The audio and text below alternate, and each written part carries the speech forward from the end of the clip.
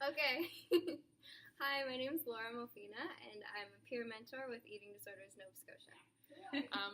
My name is Megan Clarkston, and I'm a peer mentor with Eating Disorders Nova Scotia.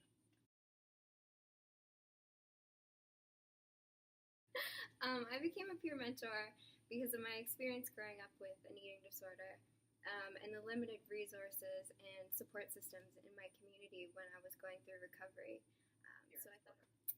In my early years of recovery, the biggest aspect for me to stick on that journey was the peer mentor relationship.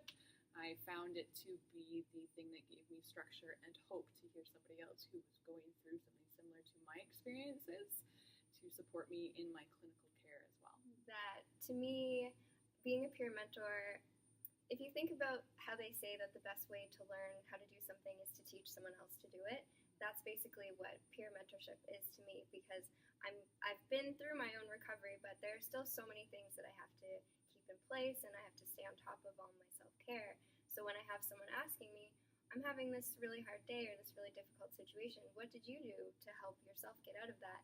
I have to then remember, oh yeah, these are all the things that I do to help myself stay well.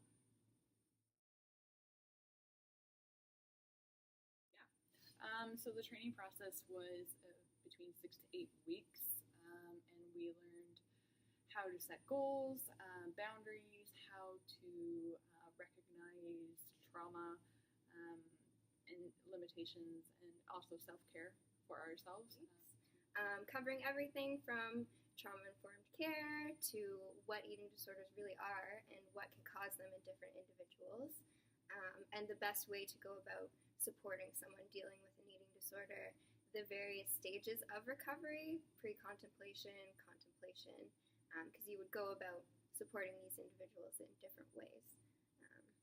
One thing I thought that was really beneficial was learning how to set boundaries, because even something as simple as saying, you can email me anytime, but just to let you know, I'll get back to you every 1 to 2 days.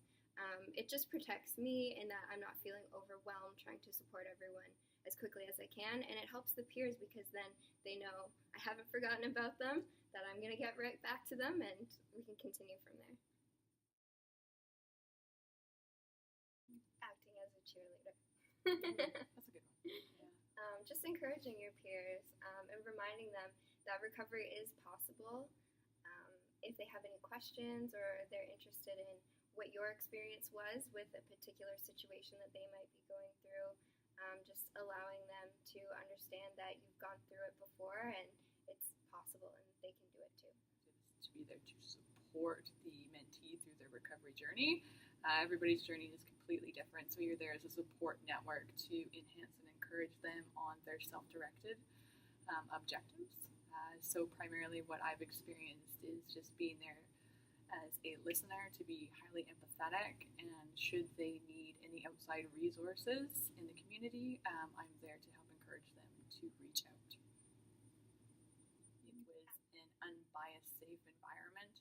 You're not going in there, because quite often when you go into clinical care, you're being diagnosed and you're being treated for an illness, whereas with us as mentors, we're going in and it's just one-on-one with a person. It's just a human interaction. We've experienced what they've gone through.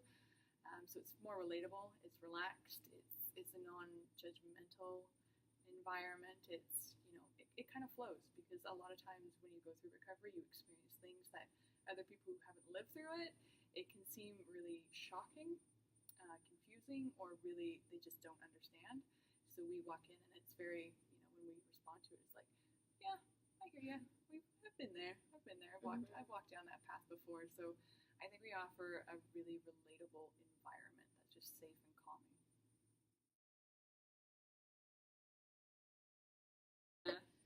No, but above all else, just remind yourself of self-care and balance, and that you are still in the road to recovery, and that if you're ever in a triggering situation, to take a step back and just, check in with yourself as well. And you're not there to solve everyone's problems or to heal everyone. I know with the way that we structure our program it's totally up to the mentor how many peers they would like to take on. There's a lot of support with debriefing. If you feel you've had a particularly stressful interaction, there's all kinds of support to help you talk it out and to see what steps you need to take next. So it's very rewarding, and it's totally worth it.